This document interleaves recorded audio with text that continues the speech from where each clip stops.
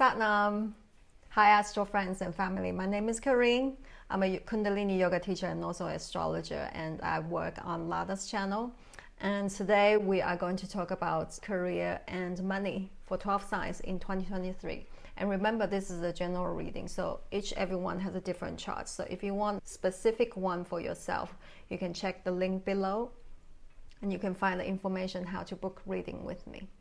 So before we start, just a quick introduction how I read the chart and also how you can use this reading. So I use tropical zodiac and the whole sign house system, and I apply Vedic astrology techniques in all my readings. So please don't use any unequal house system for this reading. Traditionally, people use sidereal zodiac and in Vedic astrology. But Ernst Wilhelm, the teacher that I learned from, if you're interested in astrology, you must have heard of this person. And he stopped using sidereal zodiac for Vedic astrology. I think it's in 2005, because he tests tropical and sidereal for all the Vedic techniques. And tropical trumps every time. So that's why he stopped using sidereal for Vedic astrology, I think at least 10 years ago. So this is where and how I learned from him, and this is also how I'm going to do my readings. And usually I use planetary dristis, like each planet, they have a specific eyesight, and when they shoot the eyesight to different places, that also sends the influence to the houses. But because the topic today is about career and money, so I will only mention the aspect, the dristi that is related to this topic. So not every aspect will be mentioned. So Jupiter will be in Aries from 21st of December and will stay in this sign until 16th of May in 2023. So that means right now, Jupiter is very soon to entering into Aries and will stay there for at least 5 months.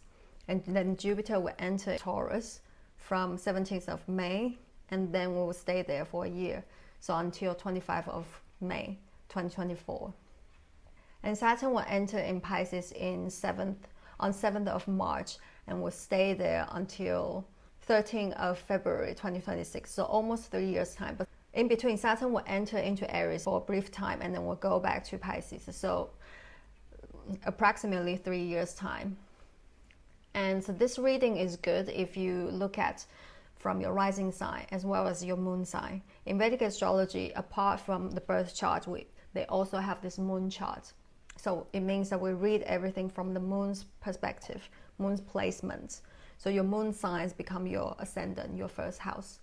And so you can look at the transits from the moon, and it's called Gochara in Vedic astrology. That's the specific term for that. And you can also, if you like, you can also turn your charts, like your birth chart, and read from your moon placements. Particularly if you're over 50 years old, it's good to look at from your moon chart, because all the planets will be mature during that time. For example, Rahu matures at the age of 42 and Ketu matures at the age of 48.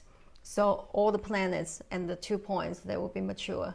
And if you read from your moon, you will also feel more consciously and emotionally connected to the prediction, because moon rules our consciousness and emotions. And this reading, it's not so much about looking at from your sun sign, but if you like listen from your sun sign, you can do that as well. Now, there are several rising signs for next year. They are quite important. They are having a big year next year in 2023. So like Aries, Taurus, Gemini, Pisces, and Leo. They all have planets go through their first house, particularly Aries and Taurus. These two signs, they have planets go through their 12th house as well as their first house. So they're having the beginning and also the ending happening at the same time. So this is like big year. Why first house is very important is because when planets transit in the first house, it's the most important transit in life. The first house rules you, your path in life, your identity, who you are. The planets that are transiting through the first house are going to have a profound impact on your growth. And the planets that move through the first house is going to make you who you are, make you become who you're meant to be, and also lay out the path for you. And because the ascendant is always about learning to becoming the best version of you along the path. So when planets move through the first house, each planet will do what it needs to do to help you to become better in your life. For example, different planets, they have different mission. Particularly when planets move through your first house and go retrograde, becomes extremely important. That's why Jupiter and Saturn, when they transit your first house, is always important, because these two planets, they always they go retrograde when they transit in one sign. Venus, Mercury, and Mars, they are fast-moving planets, but when they transit your first house and go retrograde, they become extremely important. Capricorn rising, Capricorn moon. So Saturn will transit your third house from March 2023, and then will stay there until February 2026. And Jupiter will move through your fourth house from December, like now, 21st of December, and it will stay there for 5 months until mid-May in 2023. And afterwards, Jupiter will move through your fifth house from mid-May and will stay there for 1 year until 2024. So start with Saturn. So Saturn transit into your third house brings delays, extra work, and blocks. But it also brings structure, order, discipline, and maturity in the third house topics. For example, like communication, business activities, sales, marketing, skills, learning, teamwork, and how you present information, teaching. It might bring some challenges in the relationship with your teammates. So under this transit, you might feel you can't express yourself the way you want. Somehow it feels like the words are stuck, and you might feel like you're not understood. It could be miscommunication, or it could be coming from the inside, like from your mind. You feel like you can't express yourself correctly and people don't understand you. Or outer circumstances make you cautious with your communication, with your words. Perhaps it's because you are in a new position that needs to speak in the public more, so no room for mistakes. Or you need to present specific knowledge, so they have like specific terminology. And it could also be that you're in the managerial level, so you need to speak proper, or you're surrounded with well-spoken people, so you feel like you need to upgrade, you need to improve your communication. So those are the circumstances can make you feel like you can't express yourself well, and then you need to like learn to speak again. And the third house rules what we think, our mental process. So when Saturn transit in the third house, it can, the block can come from the inside.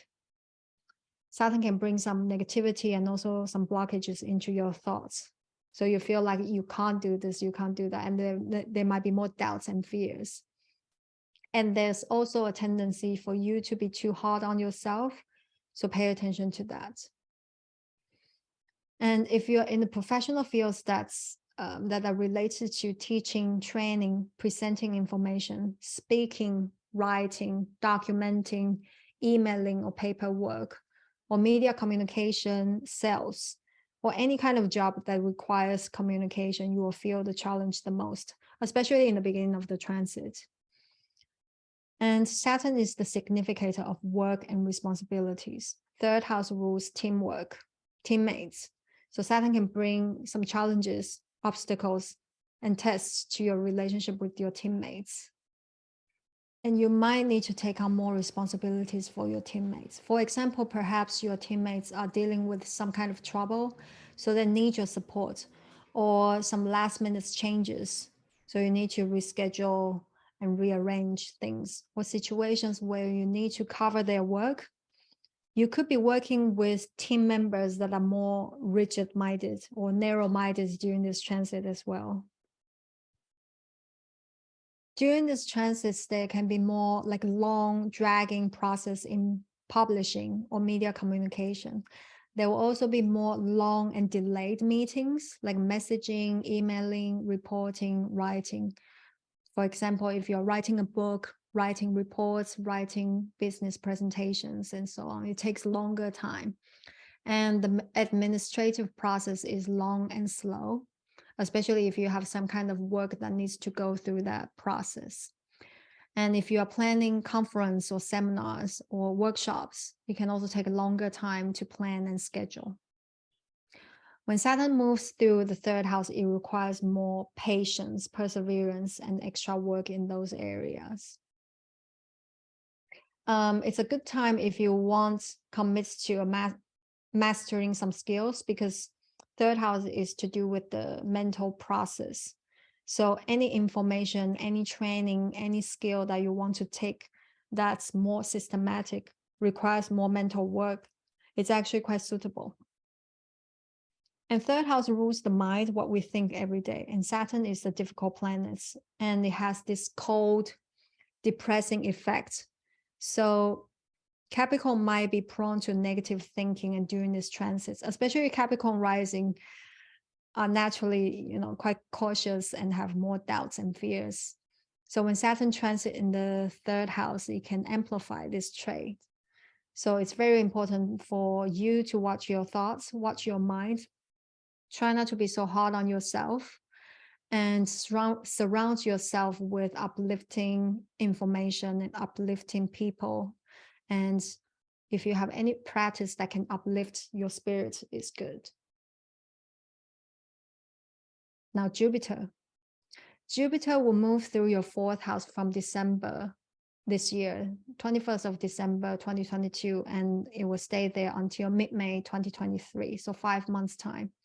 And Jupiter is in its own sign in Pisces and moving into angular house. So it makes Jupiter is extremely strong, unless there are some other afflictions. So it really depends on your whole chart. But fourth house rules our emotional well-being, how safe we feel in this incarnation, in the world. It's our private world. So in the next few months, 5 months time, you will feel more secure in who you are. And you have this inner sense of stability and confidence. So this is a very, very supportive transit in regards to your psychology. And on the more mundane level, you might get benefits and help from your family, especially from the mother's side, because in Vedic astrology, fourth house is the mother.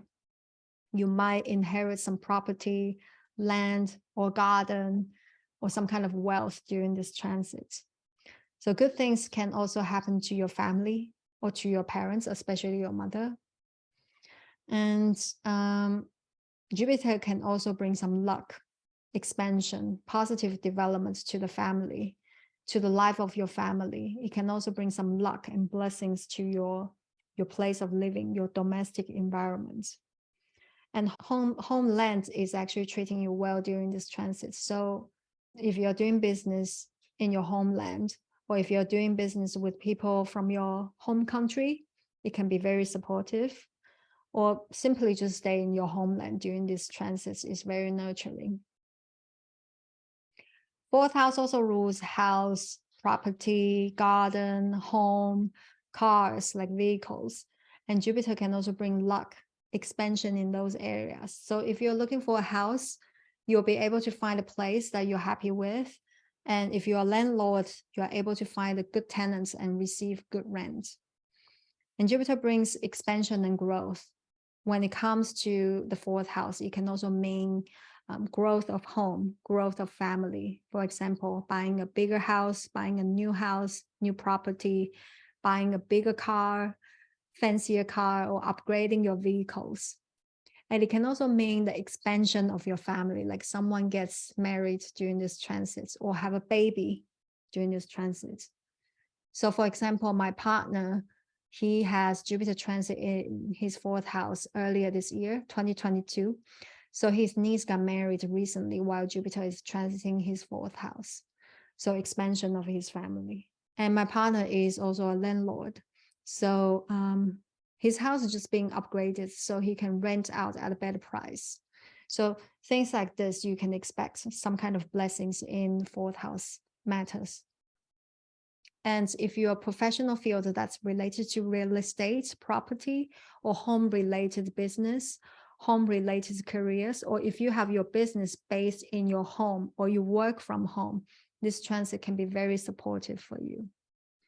Then afterwards, Jupiter will transit through 5th house from mid-May 2023, and it will stay there for 1 year until 2024. In Vedic astrology, each planet has their significant house, and Jupiter's key house is the 7th house, because 7th house is the house that you co-create something with someone. You create your dynasty, you create your legacy, you can leave behind. So that's why Jupiter's key house is the 7th house. And when Jupiter passes through the 7th house, that's when the cycle starts. And then it goes through all the houses, then it reaches 11th house from the 7th house cusp. And usually it's a 5th house.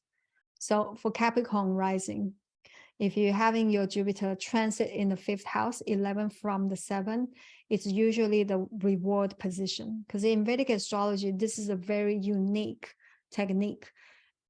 11 from the key house, usually it brings reward, relates to the house. So when Jupiter transit in the 5th house, it brings blessings, reward towards your creation, something you've been wanting to create or you've been working on, like you've been recreating. When Jupiter transit the 5th house, the reward can be manifested in many ways. Like one of the possibilities is that you can meet someone during this transit. Usually it can be your husband for woman, because Jupiter signifies the husband in women's chart.